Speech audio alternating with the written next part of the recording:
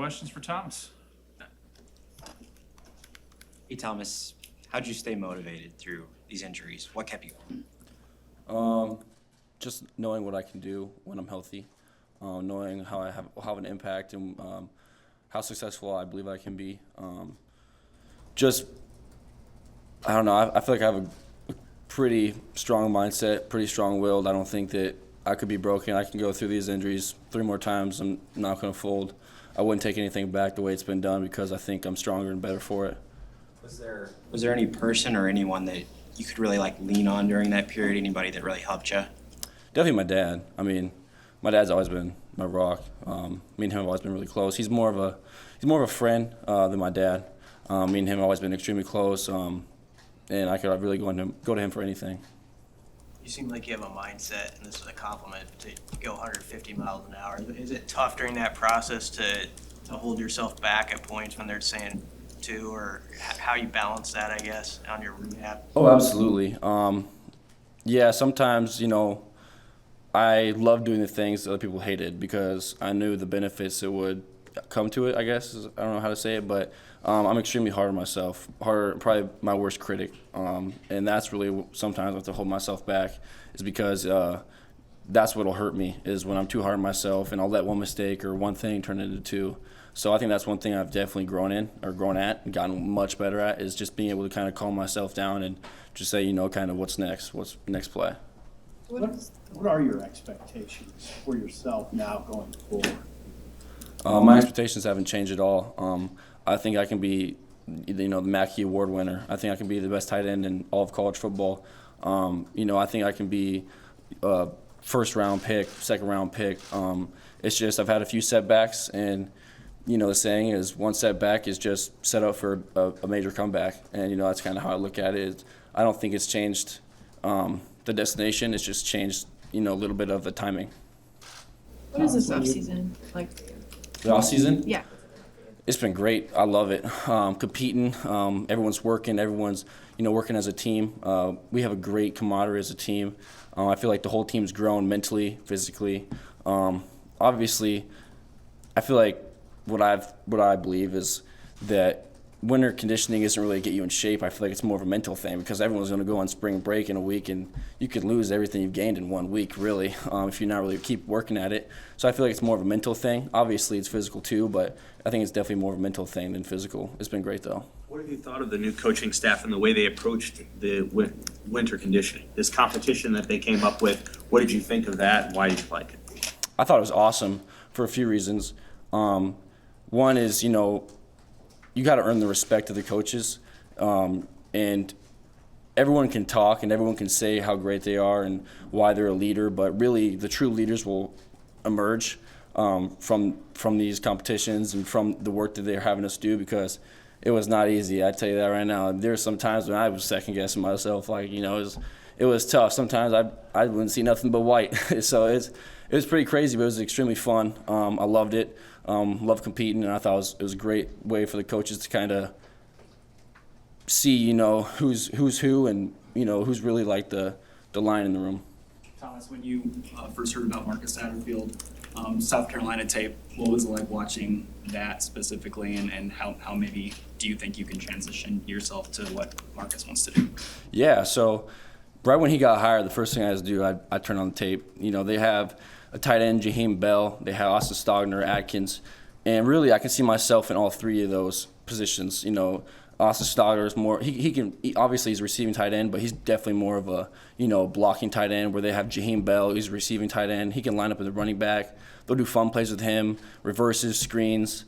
So I can see myself doing those things, but I can also see myself in the trenches, getting blocks, getting dirty, which I love to do. So I'm excited for that too. Will you be full go this spring? Oh yeah, I was full. I could have played last year. There was times where they wanted me to play, and I was getting kind of yelled at on the sideline for not being able to play last year because I couldn't. I wasn't medically released, which is probably the best decision in the long run. But if they had told me to suit up and play, I'd have been out there. Who's yelling at you? Well, I don't want to say, but I can probably. I don't know what they're doing now, but there's times where, there were some coaches that were like, why isn't he suited up? Why isn't he playing? Because I wouldn't go with the ones or anything. I'd be with the twos, or not twos, the threes, fours against like the scout team ones, playing against, getting them ready really. And I was just getting myself, it was really just trying to benefit me and them at the same time because I wasn't going to play. So I just went and did things with the threes and fours and fives against the ones. And I'd be making pretty good plays, doing things that, no one else was doing on the threes, fours, fives. And I'd be getting in trouble because I'm not playing. So. Like frustrating because you want to be out there, right? Oh yeah. What? Yeah. It was hard. Yeah, definitely hard. Trainers wouldn't clear you? I mean, was it the coaches or the trainers or what? The head surgeon wouldn't clear me. How did that make you feel though when you've got coaches screaming at you that you should be playing and then you've got medical people saying that you shouldn't be, like, kind of being that man in the middle? I mean, it made me feel good because I knew I was doing good on the field, like coaches saw that I could help and benefit the team, but at the time it wouldn't really have been worth it just because of how we were performing at the time. Not really performing, I guess, just how the team was doing as a whole at the time. We weren't really winning games at the time, so it really wouldn't have, if I would have gotten hurt or something like that again, there would have been no point to do it because, it's not like we were competing for like a Big Ten championship or anything, What do you make of that tight end room, Thomas, with Coach Wager and, a new transfer that was a big-time recruit like you? What do you think of that group? Yeah, great group. Still filling out process, still getting to know the coach, obviously. He's more I see him and I'm with him more than really anybody else, especially in meetings and stuff like that. So yeah, still filling out process. Different style of coaching than all of us are used to. So I'm getting used to that. But yeah, and then Eric, he's a great player, great kid. We're all just learning the offense, so. You're following some pretty good tight ends in the past couple of years in Austin Allen, Travis Vogelek. Any words of wisdom they've given you over the years or anything that they've shown you that you really try to emulate now? More just like we all became pretty close and, I wouldn't say like, I just know because of their success, I can be successful too because they're great players and I can see it too myself, I guess. I wouldn't say any words of wisdom or anything like that, I guess. Just more like, I don't know how to say, but like confirmation. Like they seen me doing things in the right direction before I got hurt, and then after I got hurt, I guess they would like kind of like words of confirmation, like you're gonna be fine, dude. We've seen what you can do, type of stuff like that.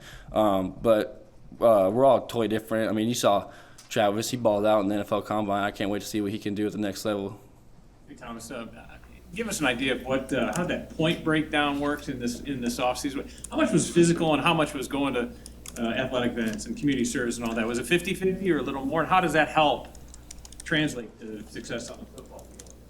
Yeah, it was definitely probably more like outside of football.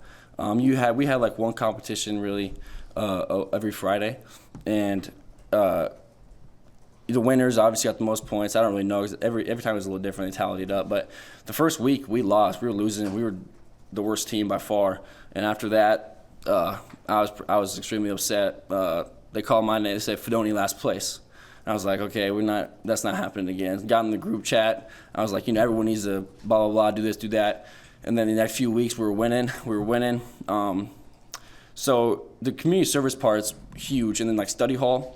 Kids got points for study hall, which was huge too. Some kids, Keegan Minnie, for example, he elected to do extra hours of study hall just to get points for our team. So like that's how committed some of the kids were on the team. Chief, obviously, he'd drive to Omaha and he'd go do community service from schools and stuff here and there. So like everyone's had a different role. Mine was really just, I would look at the schedule for the whole week, and then I'd tell everyone where to go, what time to be there.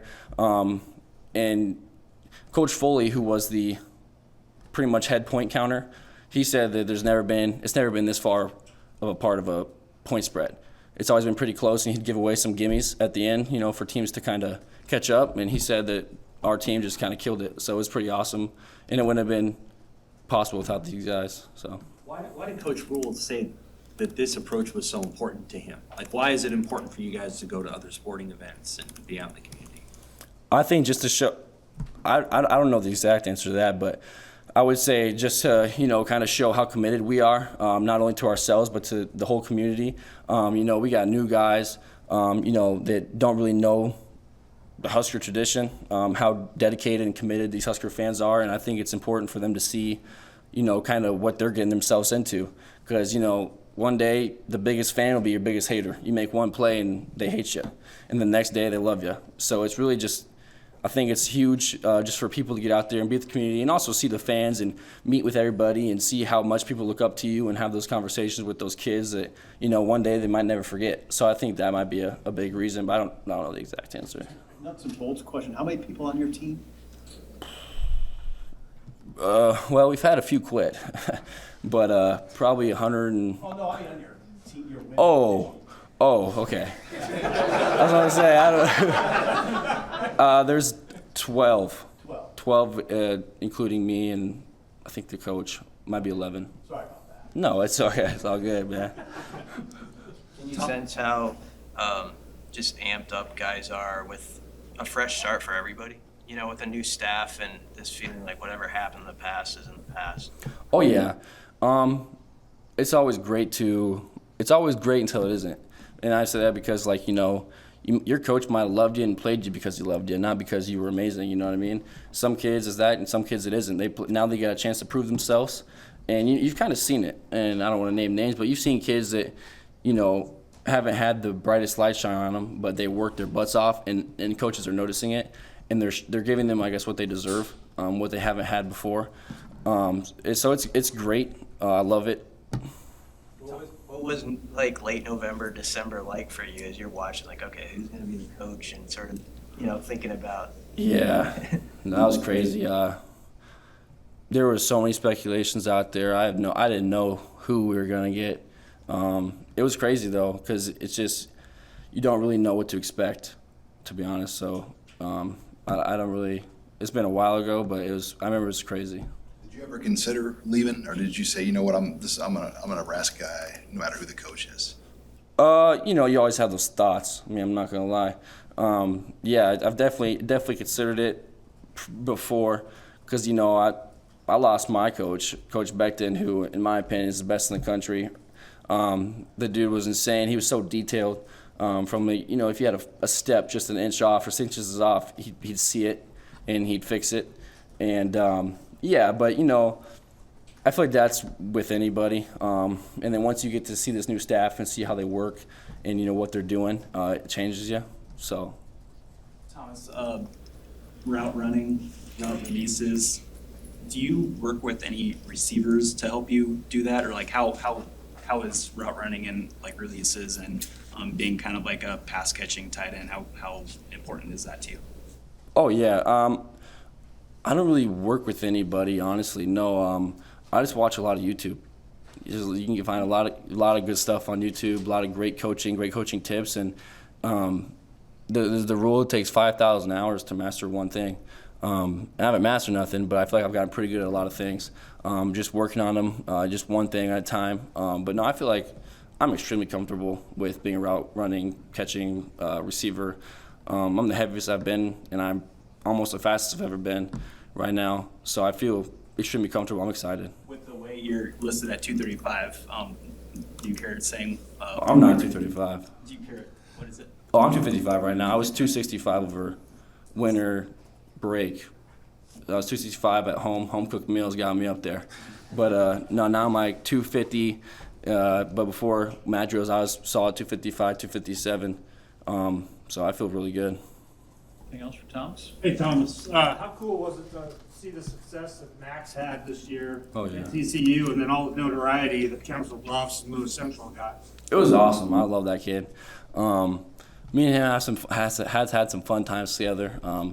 From throwing every day, every Wednesday together on the field.